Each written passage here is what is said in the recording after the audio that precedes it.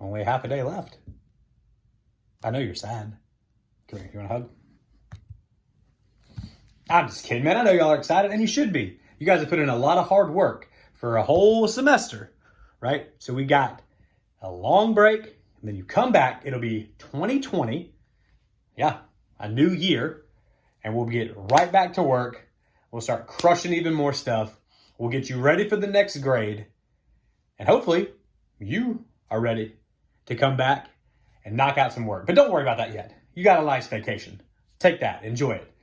Tonight, we'll continue on with our, our series of Christmas-type stories.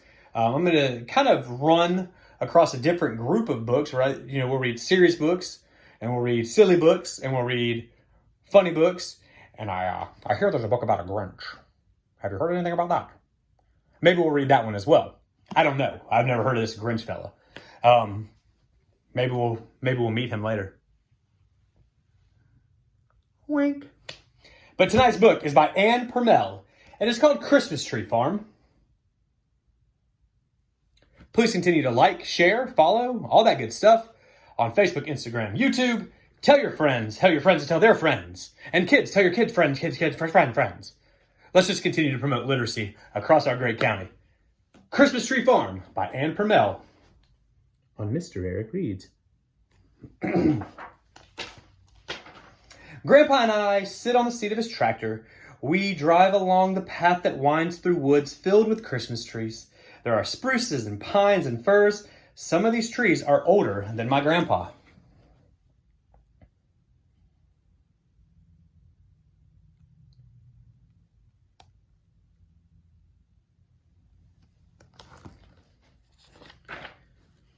It is November, and snow sprinkles the ground. The air is cold, and it nips my nose. We wear warm coats, hats, gloves, and boots. Grandpa points to the tree with the bushy branches. We climb down. That's a good Scotch pine, he says.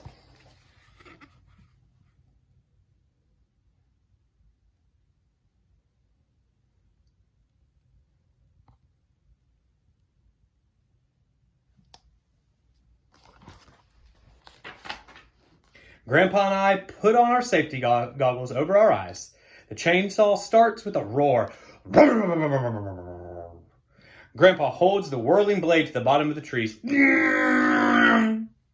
Cutting through the trunk, wood chips fly and the tree topples over.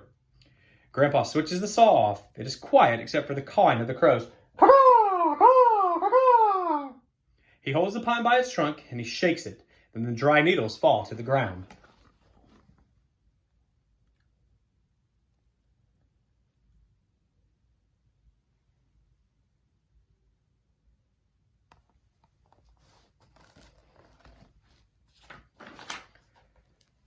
Get ready, he says, as Grandpa drags the tree to the wagon behind the tractor.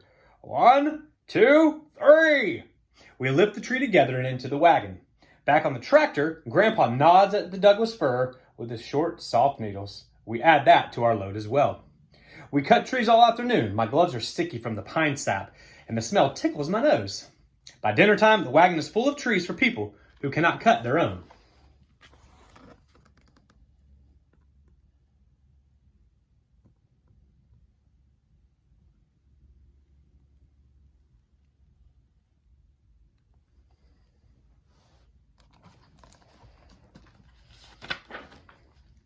The day after Thanksgiving, Grandpa unlocks the door to the tree hut where customers pay for the Christmas trees. He switches the lights strung across the fence on by the road, and the Christmas tree farm is now officially open for the holidays.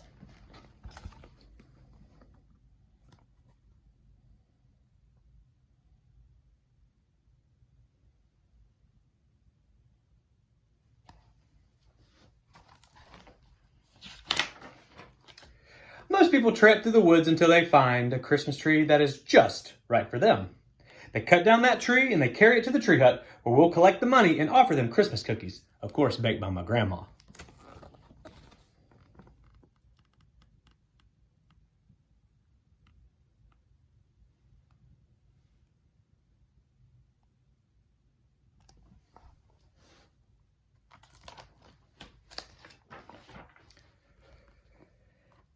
Now, you're going to want to keep your tree in a cool place until it comes in. Shake it so that the dead needles fall out. Cut off a thin slice of the trunk so it can get lots to drink. Put it in the stand and make sure it always has lots of water. Grandpa tells the customers. And people drive from everywhere to buy their Christmas trees from Grandpa.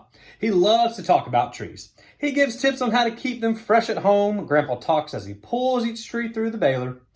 And each tree comes out on the other end covered with a net that holds the branches close to the trunk. Now it's easier to tie it to the roof of the car.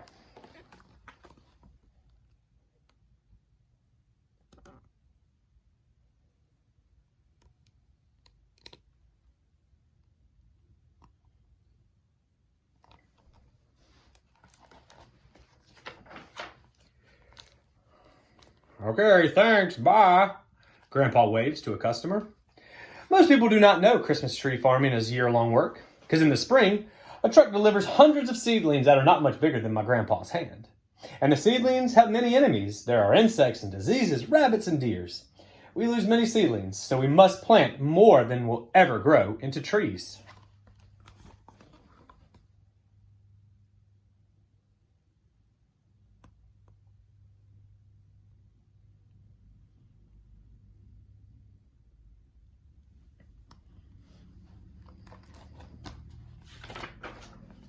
Grandpa, Dad, my sister Emily, and I plant the seedlings in straight rows, and then each row is about 6 feet from the next. We leave enough space so that we can drive a tractor with the back end blades between the rows, turning up soil so that the weeds do not hurt our young trees.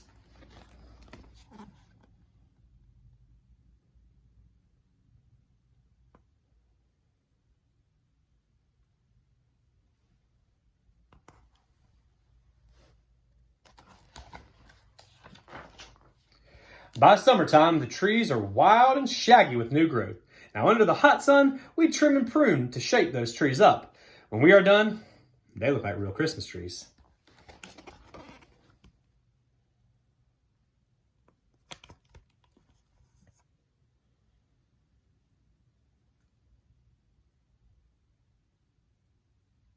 Ta-da!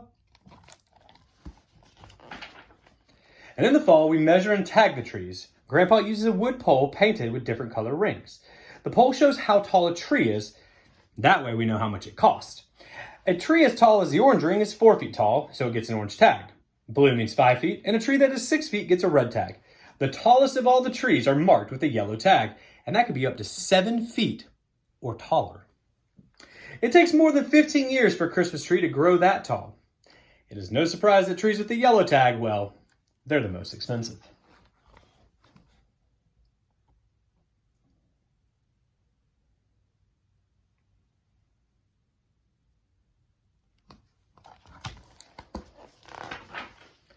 Grandpa closes the tree hut early on Christmas Eve. I count the money while he oils and hangs the saws until next year. This is the day when aunts, uncles, and cousins come to Grandma and Grandpa's house for an old-time tree trimming party.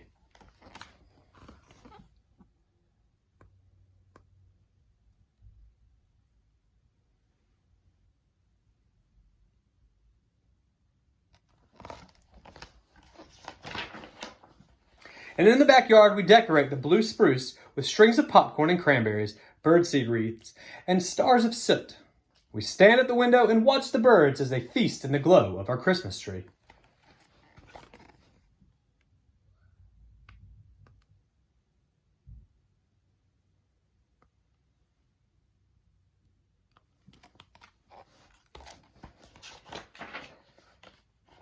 The end. And here are a couple of pictures of different Christmas trees. Who knew? I didn't know that there was this many options. Just like you guys, I learned something new today too. Christmas Tree Farm by Anne Purmell, right here on Mr. Eric Reads. Half of the day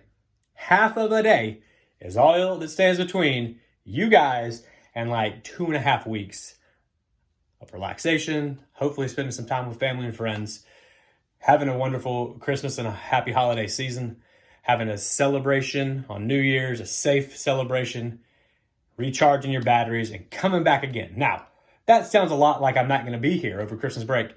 That would be incorrect. I'll be here every night throughout the holiday season, posting a video for you guys to enjoy a book across the break. Please come join me again. Tomorrow is the last time I get to say, at least in 2019, that I'll see you in the hallways.